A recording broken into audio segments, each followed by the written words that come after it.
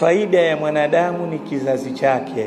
Siku ataondoka ulimwenguni, kuna mtu atasema rabbighfirli wali walidayya warhamhuma kama rabbayani saghira.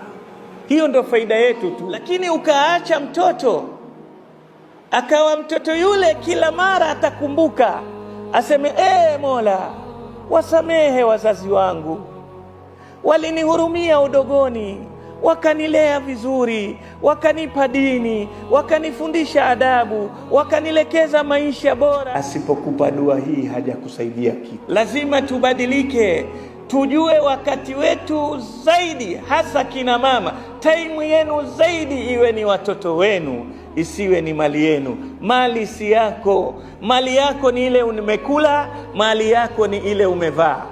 Gerezani Youth, increase your iman.